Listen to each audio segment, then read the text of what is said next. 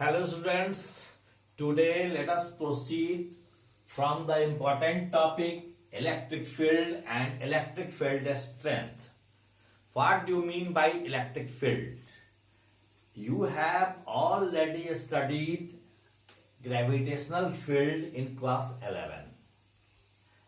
Gravitational field की तरह ही electric field भी है। ग्रेविटेशनल फील्ड किसी भी ऑब्जेक्ट के कारण होता है, जबकि इलेक्ट्रिक फील्ड चार्ज के कारण होता है।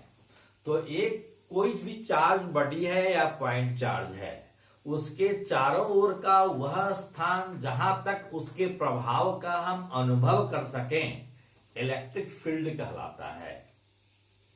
फिर से सुनिए, कोई भी चार्ज बॉडी है या चार्ज पार्टिकल है, उसके चारों ओर का वह स्थान जहां तक हम उसके प्रभाव का अनुभव करते हैं, इलेक्ट्रिक फील्ड कहलाता है। वैसे इलेक्ट्रिक चार्ज, किसी भी चार्ज के कारण इलेक्ट्रिक फील्ड का प्रभाव इनफाइनाइट डिस्टेंस तक हो सकता है, लेकिन हम देखते हैं कि जैसे जैसे दूरी बढ़ती है वैसे वैसे इलेक्ट्रिक फील्ड का स्ट्रेंथ कम होने लगता है, और स्ट्रेंथ कम होने लगता है तब हम प्रैक्टिकली उसको नेग्लेक्ट कर देते हैं। तो हम कहते हैं कि फाइनाइट डिस्टेंस तक ही इलेक्ट्रिक फील्ड है। अब हम देखें कि इलेक्ट्रिक फील्ड स्ट्रेंथ क्या है। सपोज कीजिए कि कोई भी चार्ज है, इस चार्ज के कारण हम किसी पॉइंट P पर इलेक्ट्रिक फील्ड स्ट्रेंथ को डिफाइन करना चाहते हैं या इलेक्ट्रिक फील्ड इंटेंसिटी को डिफाइन करना चाहते हैं। तो उस फील्ड को में जिस पॉइंट पर हमको फील्ड स्ट्रेंथ मापना है, जानना है, उस पॉइंट पर हम एक यूनिट पॉजिटिव चार्ज की कल्पना करते हैं। इस प्लस वन चार्ज पर यह चार्ज जितना फोर्स लगाता है वही फोर्स इलेक्ट्रिक फील्ड कहलाता है। फिर से सुनिए कि किसी दिए हुए चार्ज के कारण किसी पॉइंट P पर इलेक्ट्रिक फील्ड स्ट्रेंथ हम कहते हैं। उस पॉइंट पर प्लस वन चार्ज रखने पर उस प्लस वन चार्ज पर यह चार्ज जितना फोर्स लगाता है, इसी फोर्स को हम कहेंगे इलेक्ट्रिक फील्ड स्ट्रेंथ। तो हमने डिफाइन किया है कि electric field strength at a point due to a given charge is the force experienced by the unit positive charge placed at this point। अब हम जरा सोचें कि अगर हम कोई टेस्ट चार्ज लावे जिसका वैल्यू पता है Q नॉट वैल्यू है, तो Q नॉट चार्ज पर यह चार्ज फोर्स लगाया F, तो यूनिट चार्ज पर कितना फोर्स लगाएगा? F by Q not. इसी F बाई Q नॉट को हम कहेंगे इलेक्ट्रिक फील्ड स्ट्रेंथ। एक बात और ध्यान में रखना है कि यदि यह माइनस चार्ज रहता, गिवन चार्ज अगर माइनस रहता, तब यहां फील्ड स्ट्रेंथ जो होता, इस इलेक्ट्रिक फील्ड का डायरेक्शन इस ओर होता, क्योंकि यहां माइनस चार्ज होता तो इस प्लस चार्ज को अपनी ओर अट्रैक्ट करता, इसलिए फील्ड का डायरेक्शन बाईं ओर होता। लेकिन यहां प्लस चार्ज है तो प्लस चार्ज को रिपेल करेगा, इसलिए उसका डायरेक्शन किधर होगा? फोर्स किधर लगेगा? इस ओर लगेगा। तो इस बात का आपको ध्यान रखना है। यहां हमको plus one charge, field strength की जब भी बात करते हैं तो हम प्लस वन चार्ज उस पॉइंट पर रख कर देखते हैं कि उस प्लस वन चार्ज पर कितना फोर्स लगता है। इसलिए इलेक्ट्रिक फील्ड को हम दिखा सकते हैं E is equal to F by Q naught से।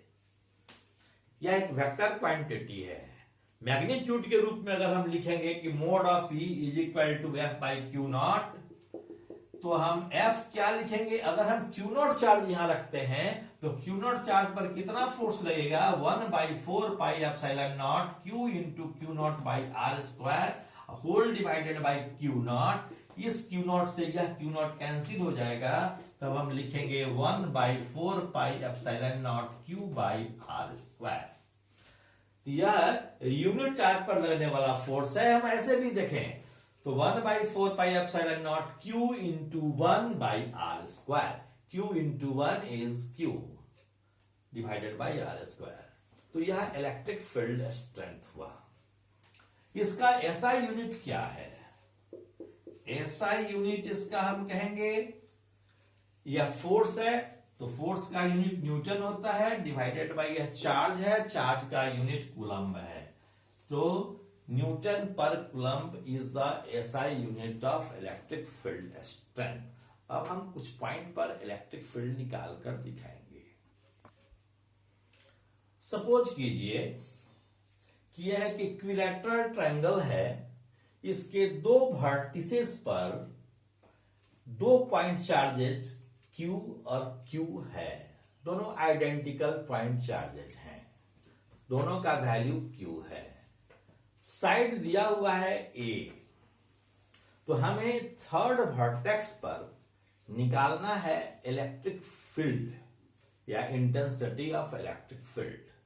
तो इसके लिए हम क्या करेंगे, जरा सोचें, कल्पना करेंगे कि यहां पर +1 चार्ज रखा हुआ है, तो इस Q चार्ज के कारण इस +1 चार्ज पर फोर्स इस डायरेक्शन में लगेगा, इस डायरेक्शन में लगेगा। और मान लीजिए कि यह फील्ड E है। अब जरा सोचिए कि इस Q चार्ज के द्वारा इस पॉइंट पर इलेक्ट्रिक फील्ड किस डायरेक्शन में लगेगा। निश्चित रूप से इस पर फील्ड जो लगेगा यह इस डायरेक्शन में कट जाएगा। तो यह इलेक्ट्रिक फील्ड स्ट्रेंथ E दोनों के कारण मैग्नीट्यूड में E ही होगा। क्यों? क्योंकि दोनों यहां से जितना दूरी यहां का है उतना ही यहां से दूरी यहां का है। अब जरा सोचिए कि हम इसका रिजल्टेंट कैसे निकालेंगे। इसका रिजल्टेंट हम कई प्रकार से निकाल सकते हैं। Triangles law of vector addition से निकाल सकते हैं, triangles law of parallelograms law of vector addition से निकाल सकते हैं, या कंपोनेंट निकाल कर इसका वैल्यू निकाल सकते हैं। कैसे? सपोज कीजिए एक मेथड का हम प्रयोग कर रहे हैं। यह एंगल 60 डिग्री है तो यह भी एंगल 60 डिग्री होगा, यह एंगल 60 डिग्री है तो यह भी 60 डिग्री होगा। इस E के दो कंपोनेंट होंगे, एक कंपोनेंट इधर होगा E cos 60 और एक कंपोनेंट ऊपर होगा यह E sin 60। ठीक उसी प्रकार से इस E के भी दो कंपोनेंट होंगे, एक कंपोनेंट होगा E cos 60 और दूसरा कंपोनेंट होगा E sin 60। तो 2E sin 60 ऊपर की ओर हो गया। अब E cos 60 और E cos 60 एक दूसरे को काउंटर बैलेंस कर देगा। इसका एक्स एक्सिस के लॉन्ग कोई फील्ड स्ट्रेंथ नहीं होगा, नेट फील्ड 0 होगा। लेकिन y एक्सिस के लॉन्ग नेट फील्ड होगा 2E sin 60। So resultant electric field ER बराबर होगा 2E sin 60। This is equal to 2 into E का वैल्यू कितना, यहां पर कितना होगा तो देखें 1/4 pi epsilon naught Q by दूरी है A तो Q by A square into sin 60 का वैल्यू होता है √3/2। तो 2 will be cancelled, so net result is 1/4 pi epsilon naught √3Q divided by A square. This is the net resultant electric field. Okay, इतना ही आज रहने देते हैं, हम लोग फिर अगले क्लास में कुछ प्रॉब्लम्स करेंगे। Thank you very much, all the best.